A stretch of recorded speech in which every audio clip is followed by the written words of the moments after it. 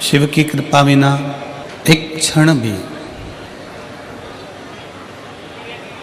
हम कहीं जा नहीं सकते। आपकी जिह्वा के मीठे उच्चारण भगवान के करीब में लेकर जाते हैं। पानी को वाणी से अमृत बनाना सीखो। लोग कहते हैं गुरुजी कौन सा रुद्राक्ष? ठीक है, शिव महापुराण में 1 मुखी से लेकर 14 मुखी तक रुद्राक्ष का वर्णन है। स्कंद पुराण के अंतर्गत 1 मुखी से लेकर 21 मुखी तक रुद्राक्ष का वर्णन है। लिंग पुराण में रुद्राक्ष की महत्वता है। ये रुद्राक्ष कौन सा हमारे लिए अच्छा होगा, कौन सा रुद्राक्ष पहनना चाहिए, कौन सा रुद्राक्ष धारण करना चाहिए, शिव महापुराण की कथा कहती है जो भी रुद्राक्ष उत्पन्न हुआ वो भगवान के नेत्र अश्रु से उत्पन्न हुआ।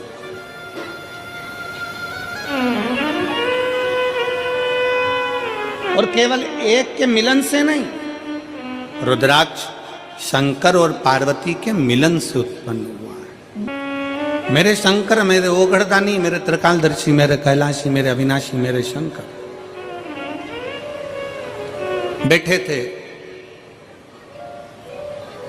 और बड़े आनंद में विराजमान थे। तभी मां जगत जननी भगवान शंकर के पास में आती हैं और उनके नेत्रों को अपने हाथों से बंद कर लेती हैं।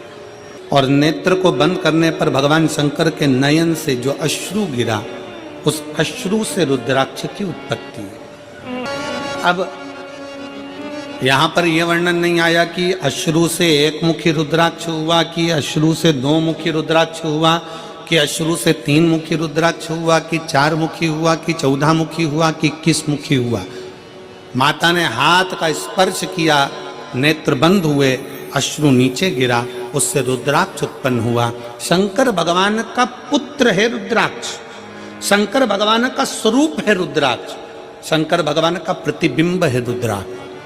इसलिए शिव महापुराण की कथा कहती है, एक तो पंचाक्षर मंत्र नमः शिवाय, षडाक्षर मंत्र ओम नमः शिवाय, श्री शिवाय नमस्तुभ्यम और रुद्राक्ष, ये वो हैं जिनका एक स्पर्श मात्र, जिनको नजदीक में रखा जाए तो जीवन का एक सुख अपने आप उसके करीब में आता चले जाता। और देख लिया संसार हमने देख लिया, सब मतलब के यार हमने देख लिया।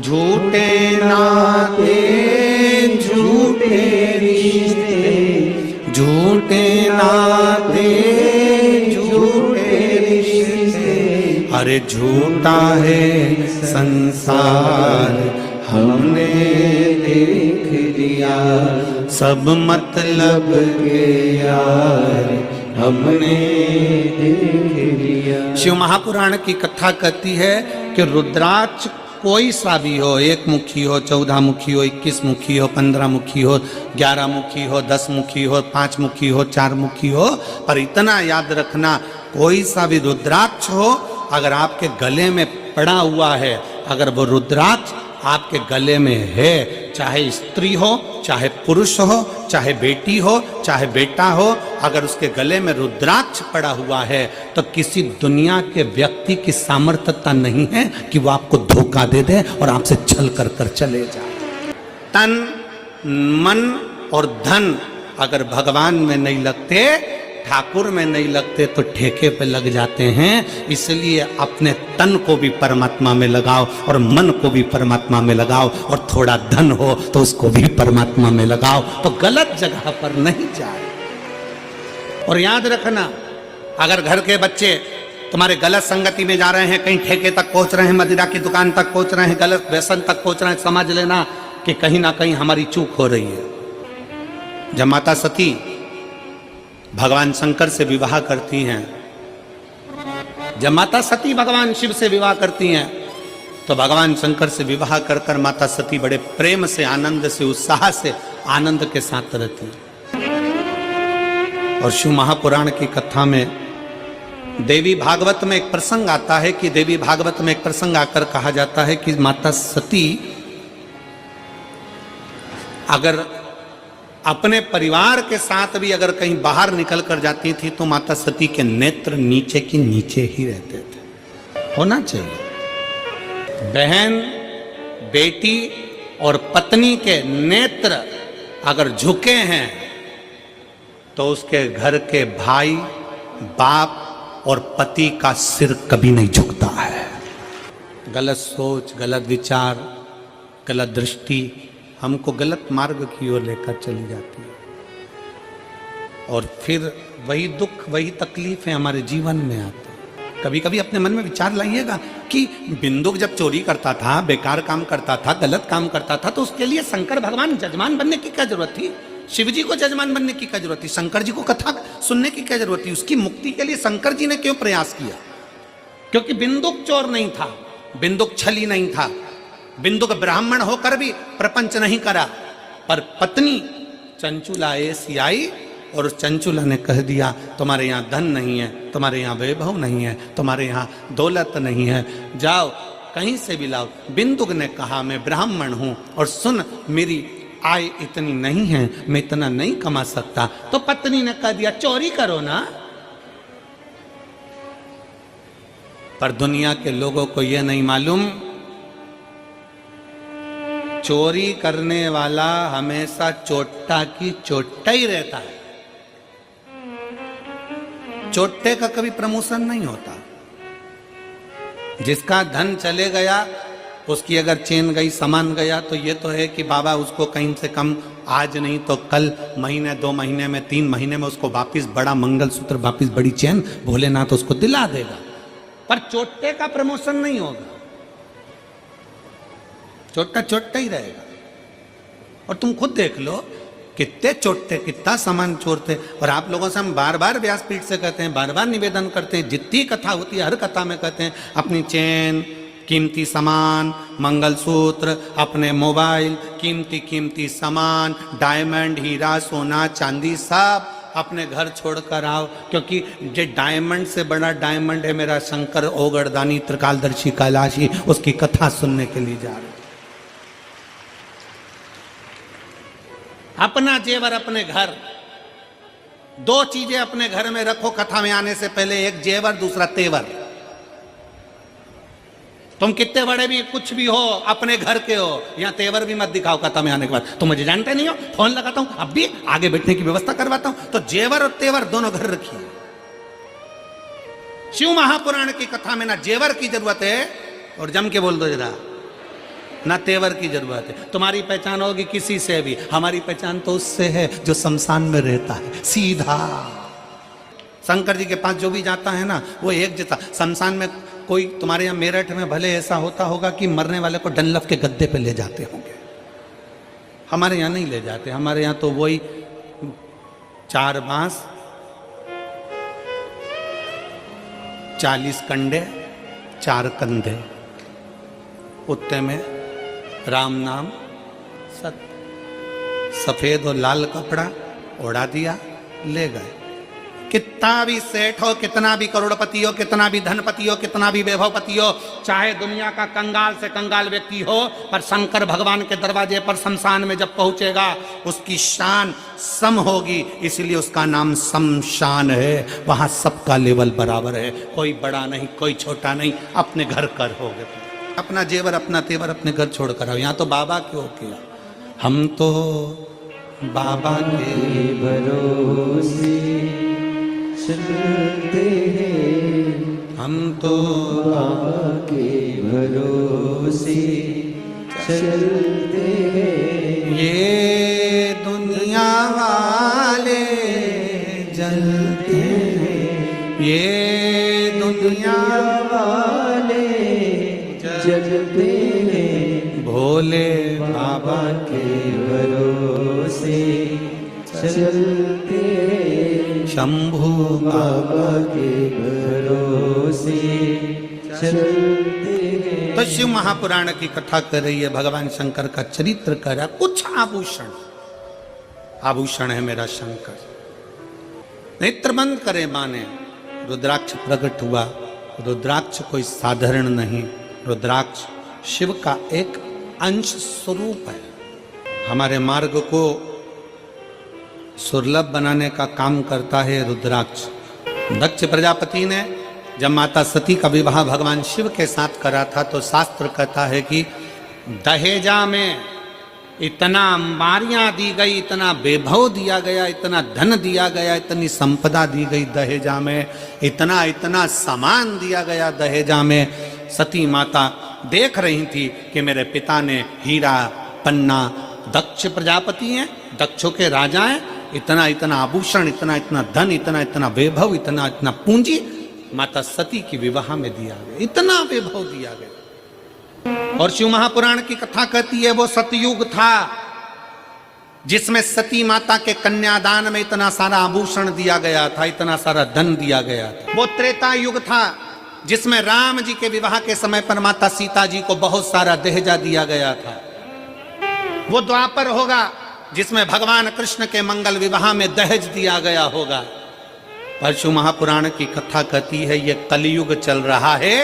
इस कलयुग में अगर बेटी को कन्यादान में कुछ देना है तो अच्छी शिक्षा बेटी को देकर भेजिए, उससे बढ़कर कन्यादान कुछ नहीं। उच्च शिक्षा, अच्छा अध्ययन कराइए, अच्छे कॉलेज में, अच्छे स्कूल में बच्चों को पढ़ाइए, अपनी बेटी को अच्छा पढ़ाकर अच्छी विद्वत्ता देकर भेजिए। क्योंकि बेटी के जीवन में पेट्रोल पंप देखा, गाड़ी देखी, बंगला देखा और मालूम पड़े कि लड़का कहीं गलत विचारों से जुड़ा हुआ मिल गया तो बेटी को रोना नहीं पड़ेगा। अपनी मेहनत खुद करना जानती है, अपना परिश्रम खुद करना जानती है। इसलिए बेटी को कन्यादान में अगर कुछ देना चाहते हो, बेटी को कन्यादान में कुछ प्रदान करना चाहते हो, वो सतयुग था, वो त्रेता था, वो द्वापर था, पर कलयुग का सबसे बड़ा कन्यादान अगर कुछ है तो एक माँ बाप अपनी बेटी को अच्छा पढ़ाएं, अच्छा विद्याध्ययन कराएं, उसको काबिल बनाएं और उस पद तक पहुंचाएं कि तुम्हारी बेटी जिस दिन तुमसे मिलने के लिए आए तो खुश होकर कहे पापा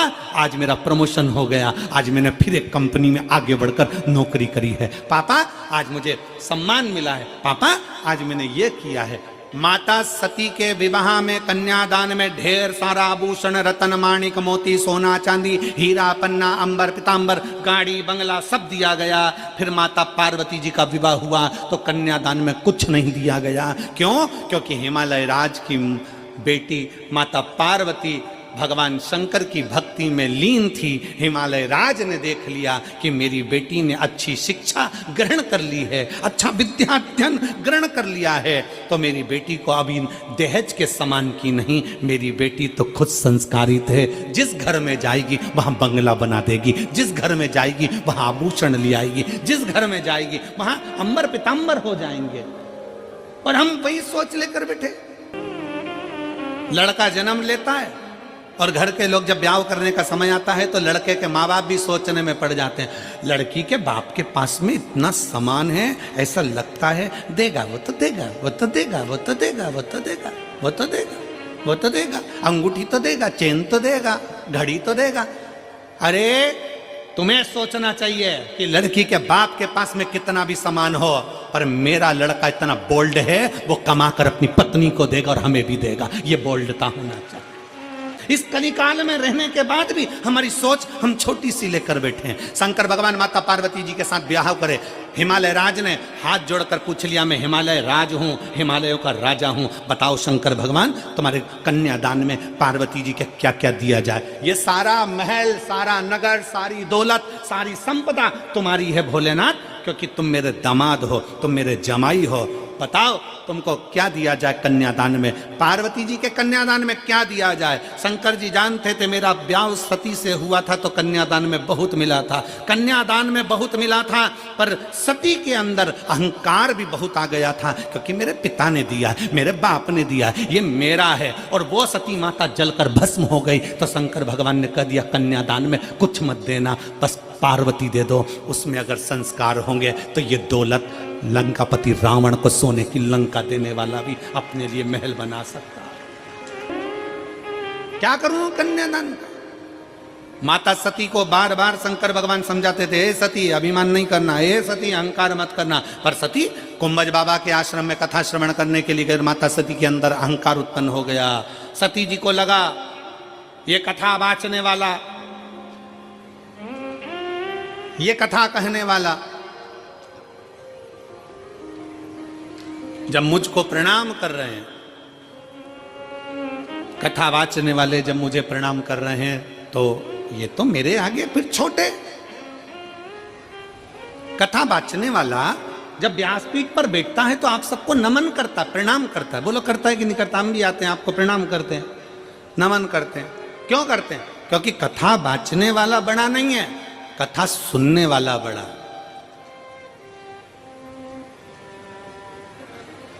कथा वाचने वाला कभी बड़ा नहीं हो सकता, कथा सुनने वाला बड़ा। और वैसे भी सुनने वाले जितने हैं वो सब जमीन पर बैठते हैं। जमीन पर बैठते हैं तो जिनके पास जमीन होती है लोग उनको जमींदार कहते हैं। तो तुम सब जमींदार हो। कथा वाचने वाला तो 4 पाए की चौकी पर बैठा है, जमीन पर बैठे तो जमींदार, चौकी पर बैठे तो चौकीदार। अब तुम जमींदार हो, तुम्हारी मर्जी पड़ी तो बैठे, नहीं तो उठ के चल दिए। तुम जमींदार हो, तुम्हारा मन पड़ा तो पानी की बोतल निकाली, पी गए।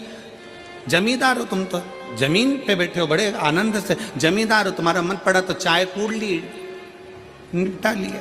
जमींदार हो तुम, तो जेब में से निकाल के मल भी लेते हो। जमींदार हो, थोड़ी देर में भजन आएगा तो फटकी भी लगा लोगे, तो जमींदार।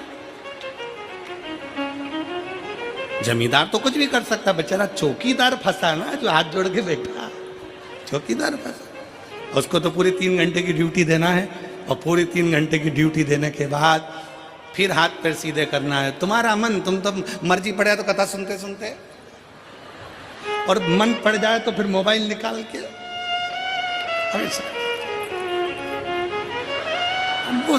सेल्फी समाउने। और तो तुम जमींदार हो, जमींदार तो कुछ भी कर सकता, बात तो चौकीदार की अड़ी है। शिव की कथा कर रही है। सती माता के विवाह में बहुत सारा दहेजा दिया गया, पर पार्वती माता के दहेजा नहीं। अच्छा संस्कार। जिस गांव में पानी की कमी होती है वहां की फसल बिगड़ जाती है, और जिस घर में संस्कारों की कमी होती है वहां की नस्ल बिगड़ जाती है। संस्कारों की कमी मत आने दो। हिमालय राज ने माता पार्वती जी को श्रेष्ठ संस्कार दिया, श्रेष्ठ संस्कार। मेरे शंकर भगवान की धर्मपत्नी माता पार्वती, शास्त्र कहता है माँ ब्रह्मा जी की धर्मपत्नी माता सरस्वती स्वयं सामने आकर खड़ी हो जाती थी, और पार्वती मैया सम्मुख में आकर जब शब्दों का उच्चारण करना प्रारंभ करती थी तो माता सरस्वती भी स्थिर होकर देखती थी। और एक बार माता ब्रह्माणी को अहंकार आ गया था। ब्रह्मा जी के सम्मुख में ब्रह्माणी ने कह दिया था, सारे स्वर मुझ में समाये हैं, मैं स्वर की देवी हूं।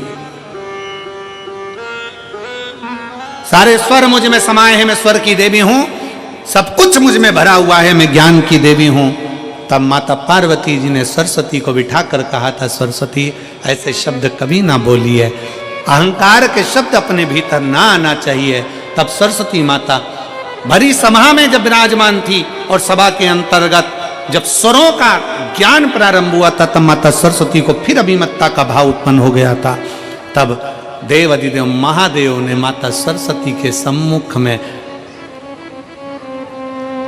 जो संगीत का स्वर अपने डमरू की नाद से दिया, वो देते ही माता सरस्वती स्तुब्ध हो गई, चुप हो गई। सरस्वती माता मौन हो जाती है, एकदम चुप, स्तुब्ध। और आज भी मेरे शंकर भगवान को अगर संगीत का कहीं क्रम होता है, नृत्य का कहीं क्रम होता है, तो सबसे ज्यादा किसकी मूर्ति रखाती है? नटराज की। पार्वती मैया को कहा, हिमालय राज बोले क्या दें हम आपको, क्या प्रदान करें हम आपको, आप ले लीजिए, इतना धन वैभव संपदा सब है, ये पूरा महल भरा पड़ा है, हिमालय राज का पूरा नगर बड़ा पड़ा हुआ है, ढेर सारा सामान बड़ा पड़ा हुआ है, ले जाओ इसको। शंकर भगवान बोले नहीं, मुझे ये नहीं चाहिए, मुझे केवल पार्वती चाहिए। क्यों? क्योंकि शंकर जी जानते थे कि पार्वती जी ने व्रत तप साधना करी है, वो मुझे पाने के लिए करी है, और व्रत तप साधना जब मुझे पाने के लिए करी है तो पार्वती मेरे लिए आ रही है, मैं उसके लिए।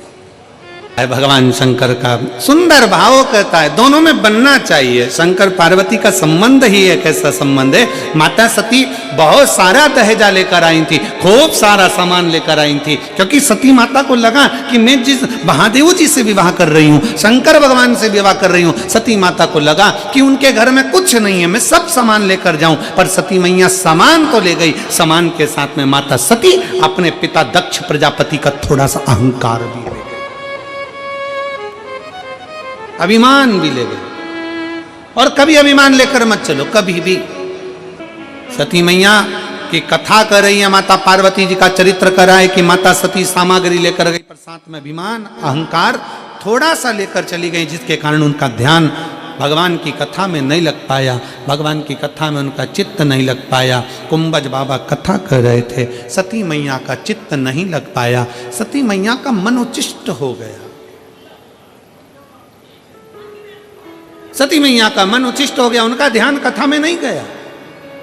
और शिव महापुराण का सबसे बड़ा क्रम है, आप जितनी देर पंडाल में बैठो, भगवान की आरती हो, कर्पूर गौरम हो, शिव आरती तक जब तक कथा के पंडाल में बैठे हो, तब तक भगवान शंकर की कथा में तुम्हारा चित्त, तुम्हारा मन, तुम्हारा ध्यान रमा होना चाहिए। जितनी देर कथा में चित्त लगाओगे, शिव की दृष्टि में तुम खुद स्वयं आओगे। कथा कर रही है, समय आया, मां सती पहुंच तो गई थी भगवान शंकर के पास में, निवास भी करा था माता सती ने, पर कभी कभी कोई कोई शब्द ऐसे हो जाते हैं जिन शब्दों में अभिमतता नजर आने लगती है, अहंकार, और सब कुछ आए शरीर में,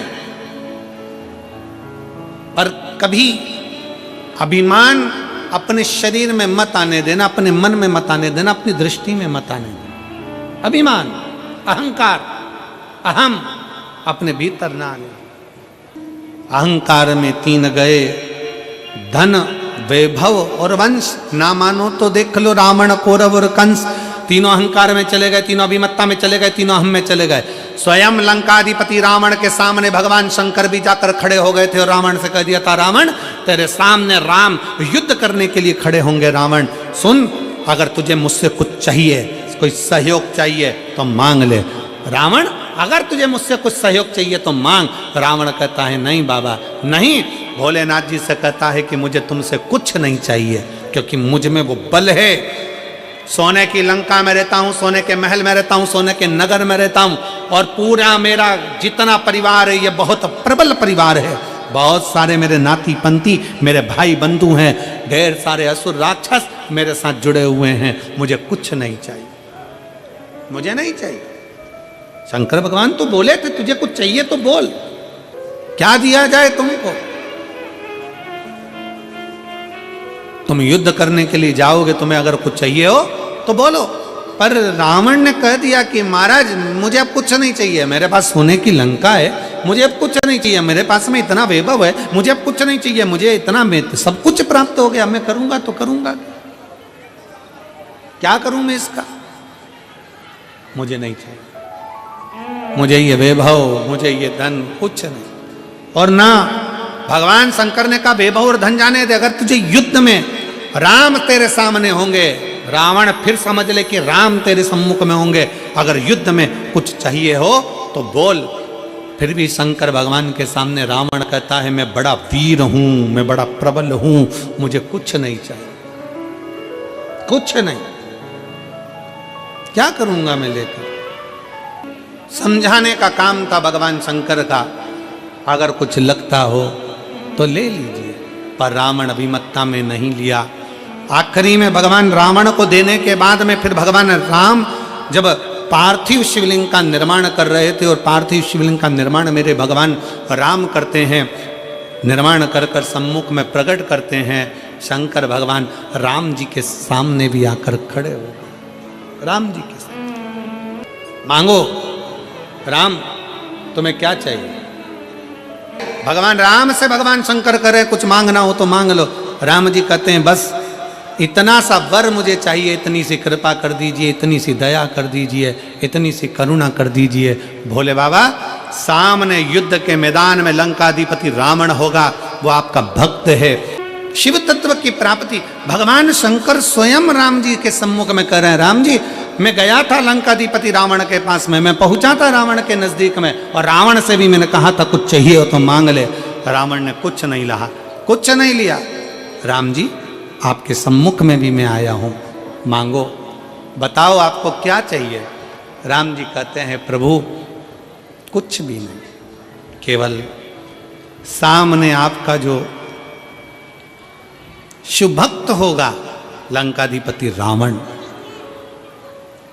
आपके सम्मुख में, मेरे सम्मुख में, मेरा सामने आपका एक शुभभक्त होगा, और उसके सामने मेरा और उसका युद्ध आपके सम्मुख में होगा।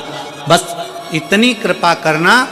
भगवान राम शंकर भगवान से कहते हैं, इतनी दया करना कि जब रावण के प्राण छूटे ना, बस इतनी कृपा करना कि उसको शिव धाम दे देना, इससे ज्यादा कुछ नहीं चाहिए। उसको शिव धाम दे दीजिए, उसे शंकर का धाम दे दीजिए, और कुछ नहीं चाहिए। भगवान राम जी ने अगर भगवान शंकर से मांगा तो इतना मांगा कि जब रावण के प्राण छूटे, रावण के जब देह त्यागे, तब रावण को आपका धाम मिल जाए, बस इतनी कृपा करना। और यही भाव अपने भीतर होना चाहिए भाई, यही भाव अपने भीतर हो, यही सुख है हमारे भीतर का कि हम जब भी प्राण त्यागे तो शिव के चरणों में हमारे प्राण छूट जाए, शिव के चरण। भगवान देवादिदेव महादेव का चरित्र कराए, शंकर की अलौकिक आनंदमय कथा करे। एक बार ब्रह्मा जी के भीतर भी, जैसे रावण को भगवान शंकर ने जाकर पूछा, राम जी से जाकर पूछा, रावण को तुम्हें कुछ चाहिए, सामने राम होंगे युद्ध में, तो बोलो कुछ दे दिया जाए।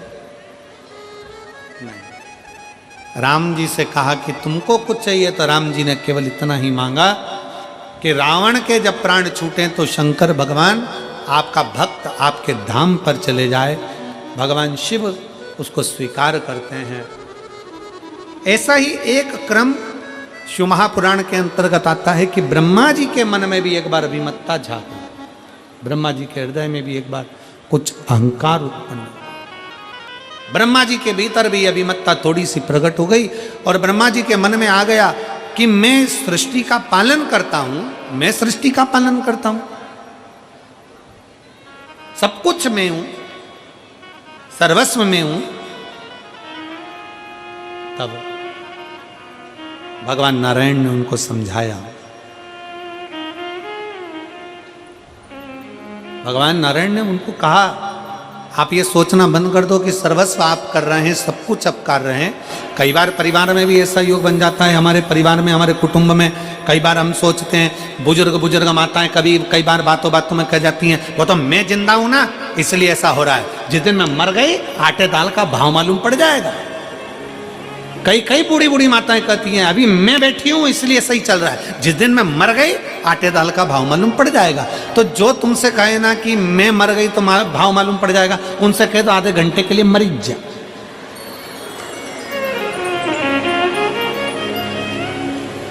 आधे घंटे के लिए जरा थोड़ा जमीन पर सो जाओ, हम भी देखें जरा कि घर सही से चलता कि नहीं चलता। शिव महापुराण की कथा कहती है, कभी अपने मुख से मत कहो कि मैं कर रहा हूं। शिव पुराण की कथा कहती है कि करते हो मेरे बाबा, मेरा नाम हो रहा है, भोले आपकी कृपा से सब काम हो रहा है, भोले आपकी कृपा से सब काम हो रहा है, करते हो मेरे बाबा, मेरा नाम हो रहा है। सब करने वाला बाबा और कराने वाला बाबा, अपन तो केवल एक निमित्त मात्र है, केवल निमित्त। भगवान शंकर किसी ना किसी को निमित्त बनाता है। ब्रह्मा जी से भगवान विष्णु कह रहे हैं, ब्रह्मा जी ये अभिमान मत लाओ कि तुमने करा, शंकर जो करते हैं वो अपने अनुकूल करते हैं। शिव भगवान वो घरदानी करने वाले।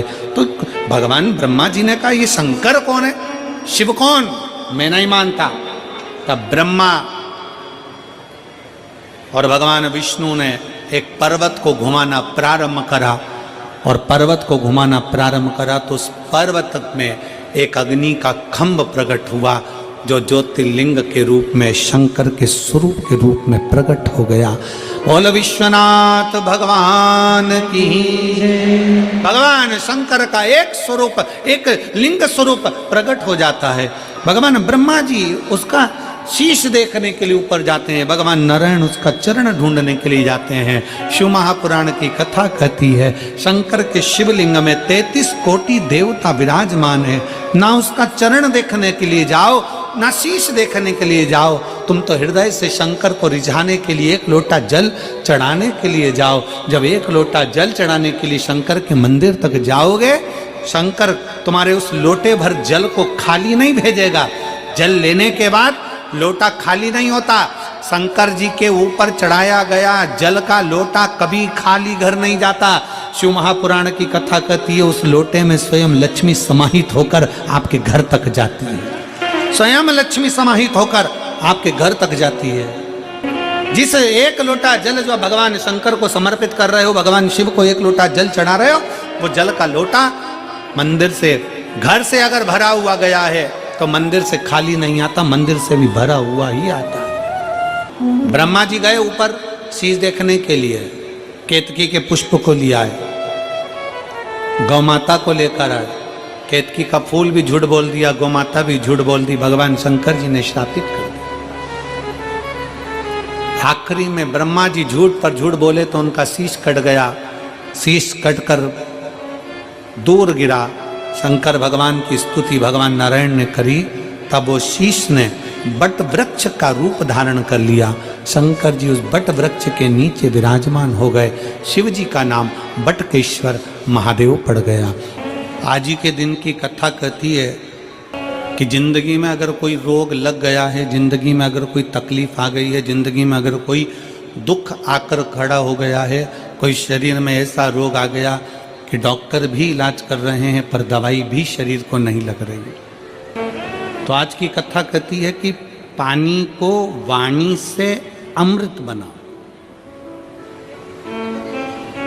क्या करना है? जम के बोलो जरा। पानी को वाणी से अमृत बनाओ। अब पानी को वाणी से अमृत कैसे बनाओगे?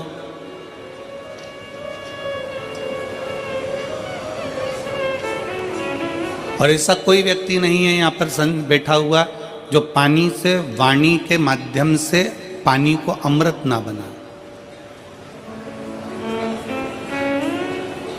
आज आदरा की कथा कहती है, भगवान शंकर का पवित्र चरित्र कहता है, शिव महापुराण का पावन चरित्र कहता है, शिव तत्व कहता है कि अगर रोग बहुत भारी है, तकलीफ बहुत भारी है, शरीर में दवाइयाँ भी अगर असर नहीं कर रही है, तो एक पात्र में जल लिया जाता है और पंचाक्षर मंत्र नमः शिवाय या षडाक्षर मंत्र ओम नमः शिवाय या श्री शिवाय नमस्तुभ्यम जप कर उस पानी की ओर देखते रहते हैं और मंत्र का जाप करते रहते हैं। एक माला 108 मनके की जब पूरी हो जाए, उस पानी को देखते देखते 108 मन का 108 बार भगवान का नाम पूरा हो जाए, उसी पानी को फिर भगवान शंकर पर समर्पित कर दिया जाता है और उसी पानी को झेल लिया जाता है। और दिन में सुबह, दोपहर और शाम 3 बार उसका आचमन किया जाता है। शरीर में दवाई लगना प्रारंभ हो जाती है और रोग का निवारण हो जाता है। इसको कहते हैं पानी को वाणी से अमृत बनाना। और ये आपको भी बोलना है कि आप अमृत कैसे बना सकते हैं।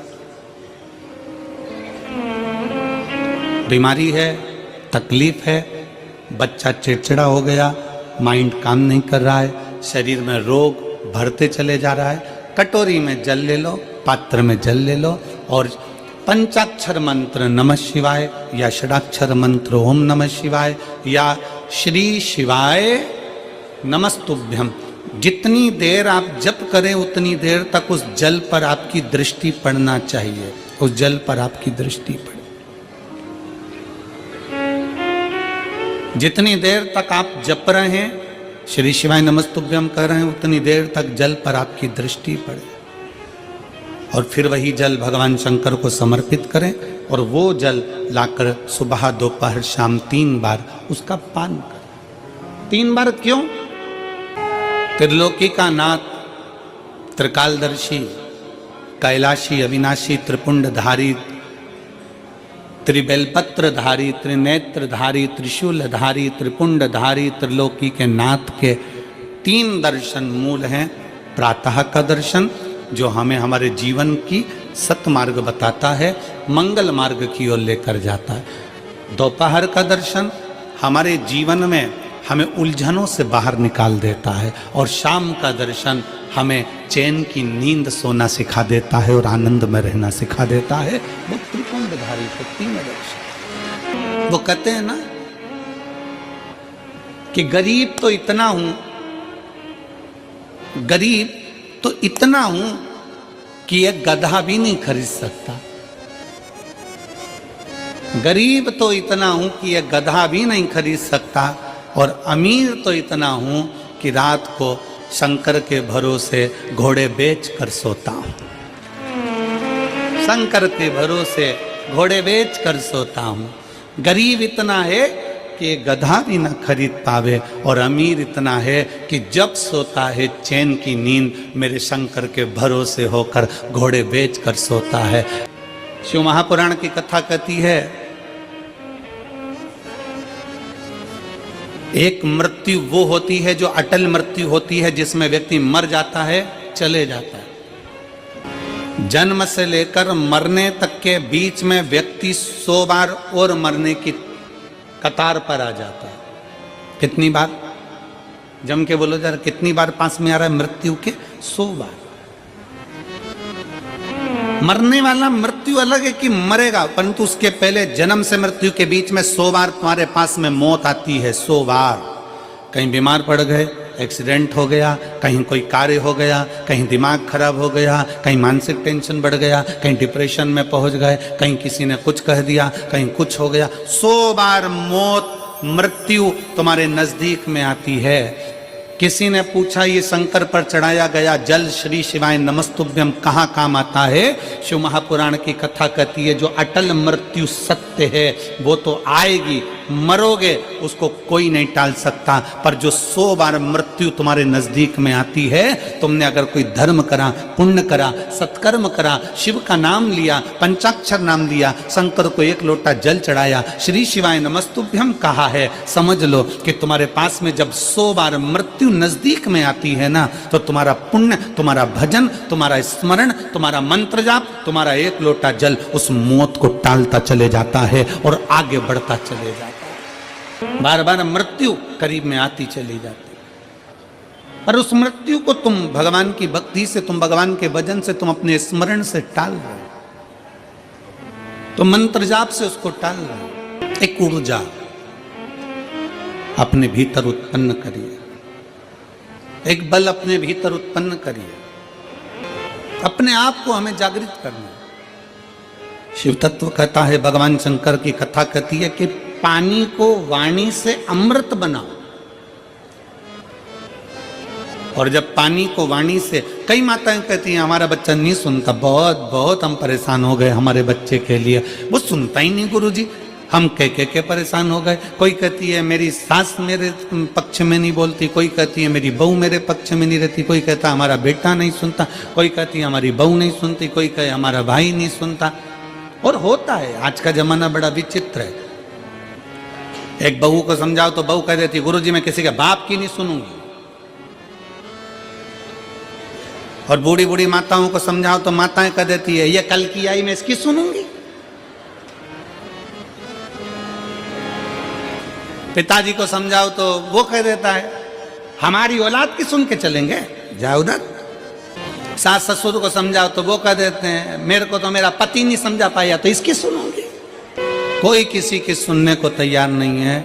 कौन सुनेगा? सियोर वाला गुरुजी कौन सुनेगा? घर में तुम रह रहे हो, परिवार में तुम रह रहे हो, कुटुंब में तुम रह रहे हो, सबके साथ तुम रह रहे हो, तो सुनना भी तुमको पड़ेगा। बस इतना अंदाजा लगाओ कि कोई किसी को ना सुनो। पानी को वाणी से अमृत बनाओ, अमृत बनाकर शंकर को चढ़ाकर वही जल लाकर मटके में हंडे में डाल दो, सब पिएंगे, अपने आप उनके भी भीतर निर्मलता का भाव जागृत हो जाएगा, शिव तत्व आ जाएगा। सीहोर का रुद्राक्ष है आप लोगों के पास में? कौन कौन लेकर आए हो? जरा हाथ उठाओ तो जरा, सबके पास में रखो रखो रखो। कुबेरेश्वर धाम का रुद्राक्ष क्या करता है? उसका एक ही काम है, पानी को अमृत बनाने का प्रयास करता है। काशी में रिसर्च चला कि ऐसा रुद्राक्ष में क्या है जिसको तांबे के कलश में गलाया गया और शंकर जी पे चढ़ाया गया और उस पानी को पिया तो उससे बल उत्पन्न हो गया, बीपी, शुगर, थायराइड जैसी बीमारियां ठीक होने लगी। क्या है ऐसा?